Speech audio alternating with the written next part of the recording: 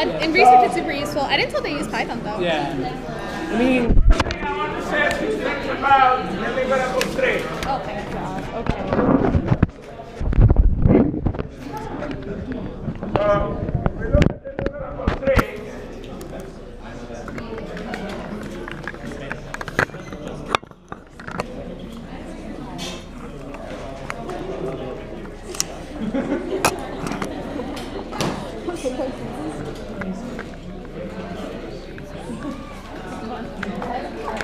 The first part is very straightforward to do. I already talked to the class, talked to all the teams, and I think Mr. you explained also about the geometric average of the term.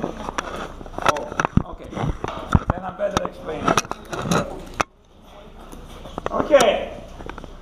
So, we always have two parts, what we do for the chemical production method and what we do for the bioethanol production. For the chemical production, you are going to select the process. For bioethanol, you're going to mimic and model in unison the process that is kind of shown in terms of reactor at least. For sure, separations have freedom to change them. You have freedom to change separations also for the bioethanol, okay? For separations, you can totally design your own separations for both chemical and bioethanol. But for the chemical, first of all, you need to find the prices of every component excluding catalysts. Catalysts don't enter the gross profit analysis. So you need the prices of all components except catalysts for any reaction that is a candidate for adoption. And reactions you can exclude immediately as not being candidate for adoption, and we'll talk a little bit more. Well, okay, when you do the screening matrix, you need to add a row. And in that row you put can be modeled and costed by the team.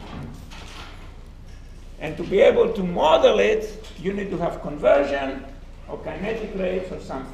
So if you find a reaction that makes ethanol, but you don't have conversion or kinetic rates, you can't model it. You cannot do experiments. So that would get a minus with the circle I put, and if you put on that minus in the circle, you don't need to do even gross profit for that process, because you're not going to be selecting it. The second case where you're not going to be selecting the process is if you don't have information to size your reactor. Reactors are going to be sized using residence time, okay? Space-time, I guess you could call it more. And so you need to have either space-time given or information that allows you to calculate space-time. In other words, you know the volume of the reactor from which you have data, and the flow rate, you can calculate it yourself. So again, if you don't have that information, that gets minus to the circle. But for every other reaction, you need to find prices. First price I suggest is the ICIS source, which is prices. Most of them are 06 or 08. And I have given you two files of sepsi, and you can go from 2006 or 2008 to 2017 using. So you multiply the price you have, let's say, from 2006 by the sepsi ratio 2017 to 2006. And the ICIS gives you bulk prices. There's some other sources you can possibly find for bulk prices. The most prominent of them being Alibaba. Now, 1 kilogram is not a bulk price. 100 kilograms is a bulk price, okay? So, if you can't find it in ICIS, look at places like Alibaba. But there might be some components you will not find any prices or any bulk prices from any source you try to find. So, you will find them, though, in a specialty chemicals catalog, for example, Sigma Aldrich. The Sigma Aldrich prices are for high purity and typically very small amounts. So they're very, very high. They're nothing close to bulk prices.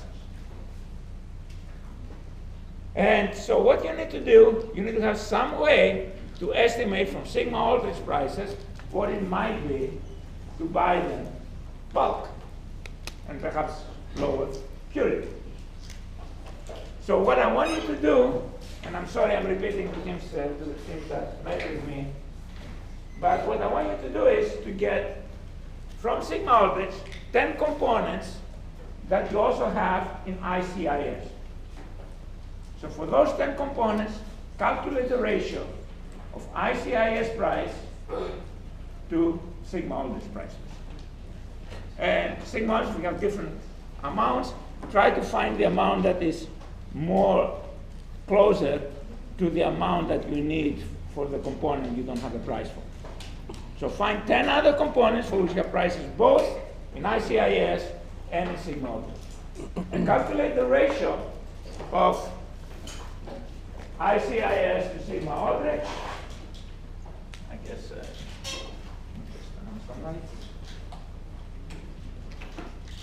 so calculate the ratio. I'll write here and I'll push it back in a bit. So let's say, so you have Ri for component I, the ICIS for 2017, using the Sepsi ratio to scale to 2017, over sigma Aldrich, the most recent catalog, or what's found on the web. Okay? And you can use, and you should use as your scaling factor the geometric average of those 10. So the scaling factor would be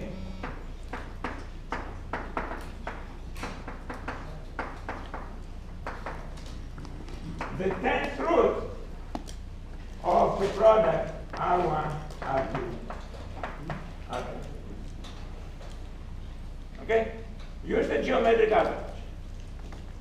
And again, sorry for repeating, for those of you who already heard this, but the reason we are using geometric average instead of arithmetic average, think of a particular case. Let's say I have 10 components, 9 of them have ratio 1, let's say extreme case, and 1 of them has ratio 100. What would be the arithmetic average? It's going to be 109 over 10, basically 11. Is that the representative you think if you have 9 that are exactly the same and 1 is clearly much further? On the other hand, if you calculate the geometric average, it will be much closer to 1. Okay, it's more representative. It protects against outliers like that. Clear, everyone? All right. So let's go back here. So that's how you find the prices of everything. Once you have the prices, you can calculate the gross profit analysis. We did that in class. And then we have talked about concept screening and scoring matrix, although we'll continue. The first new thing we did today will be the screening and scoring matrices. And from this, you select your best reaction scheme. And for your best reaction scheme, you're going to do a unit simulation just of the reactors to make 300 million pounds per year of ethanol with a reasonable operating factor. Didn't put that, did I put the operating factor in the statement? I don't think so. If I didn't, okay, let's take operating factor 90%. That means the plant is running 24 hours a day, but 90% of the time. Okay? Maintenance, things like that. Yes? 24/7 for the entire year, 90% of the time. Yes. So basically, you operate not 365 days, 365 times 9 out of 10. Is that realistic, 90%? Yeah, I think so. Depends on the particular plant, I guess. With solids, it may be a little bit optimistic, so for bioethanol, it's probably a little bit optimistic. All right. So this is straightforward. Any questions on this? You're going to learn the concept of adjust. I intend to do that today. That will be useful for what we're doing. Now, for the bioethanol production, I'm ambivalent, and I decided to make the gross profit analysis optional, because that's a major undertaking. It would be nice to see it, and then you'll see the advantage, of course, that the bioprocess has because of the very favorable gross profit analysis. But it's a major job. How would you do? I spent just a couple of minutes on gross profit analysis. And by the way, it's interesting. The link I had in the problem statement doesn't seem to work. This is the processing file that I'm referring to. And For deliverable 2? 3. Oh. I thought I had this link, but let's see. The one for 2 is like 800 pages. There are several references, but this is the processing reference. The annual report is a lot of pages, not this.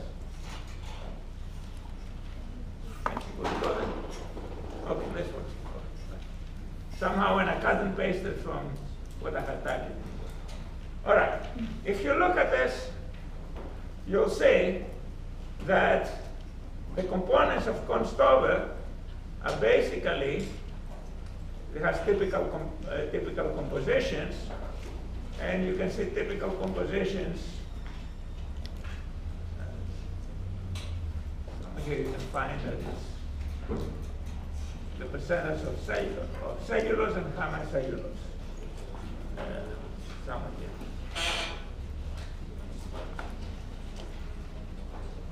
Right here. Process description. The feedstock used in the process is corn stover. The main components are, on a dry basis, weight.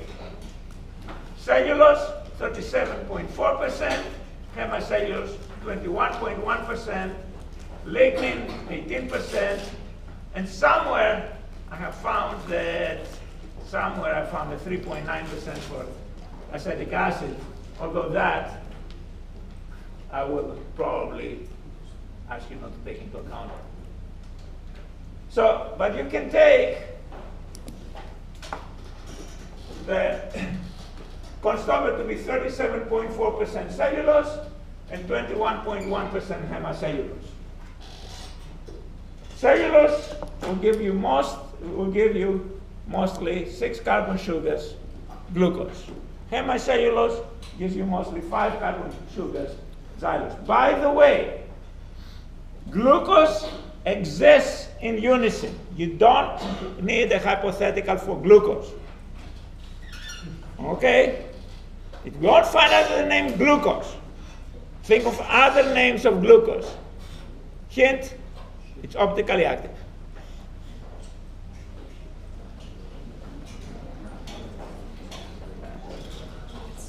I have no idea.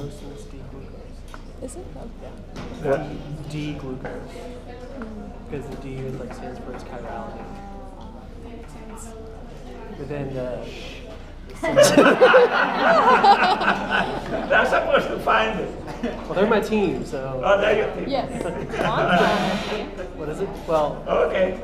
Snuck it. It's okay. I will forget, yeah.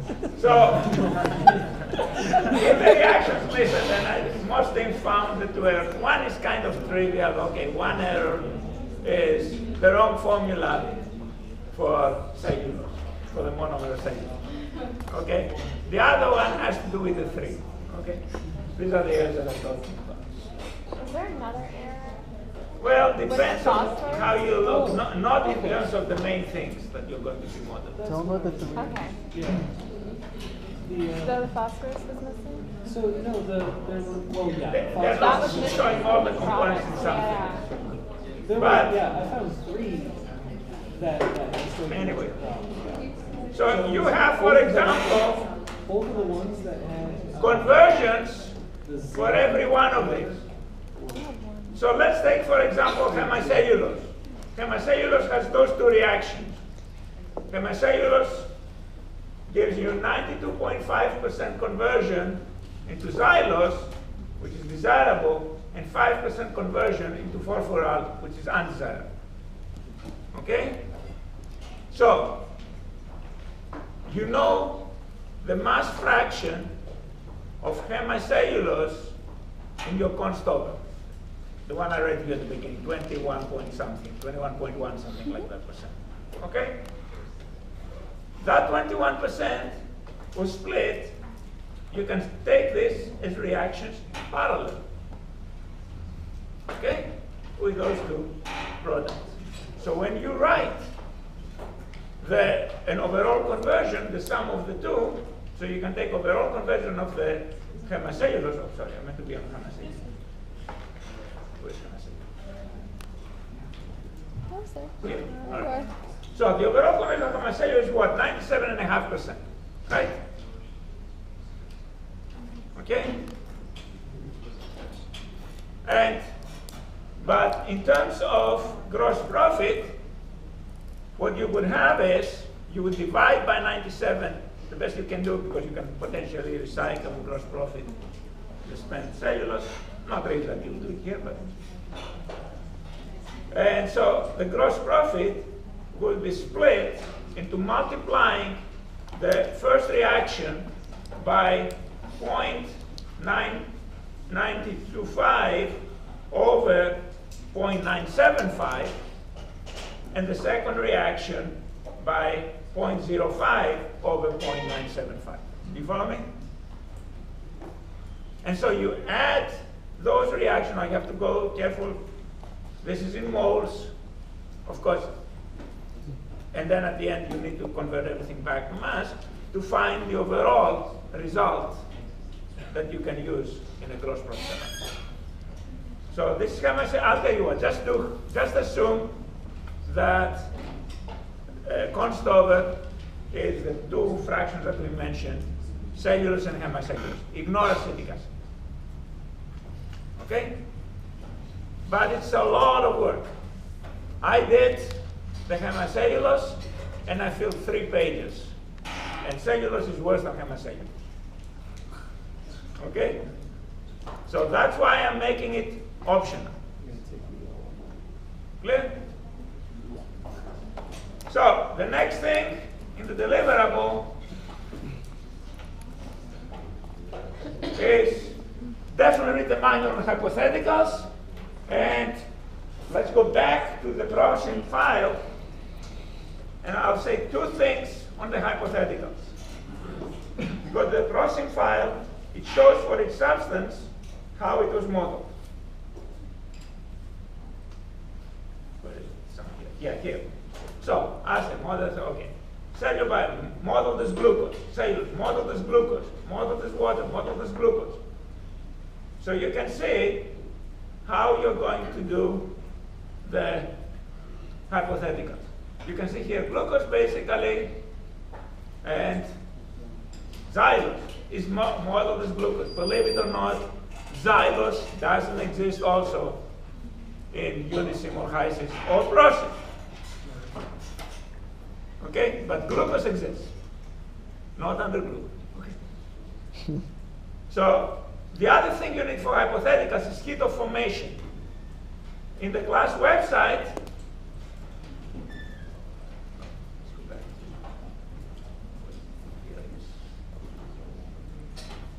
on the project,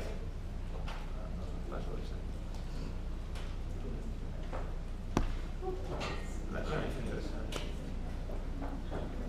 Oh wait, yes. So on class website, on the project information, you'll find a very extensive list of heats of formation that I found and uploaded. Okay? So this has lots of heats of formation. So between what is suggested in processing and the heats of formation there, after reading on hypotheticals, you should be able to create a hypothetical. Okay? So you need to look at what hypotheticals you need to create. Again, get guidance from what was done in processing. Similar things can be done with units. If we go back now to deliverable,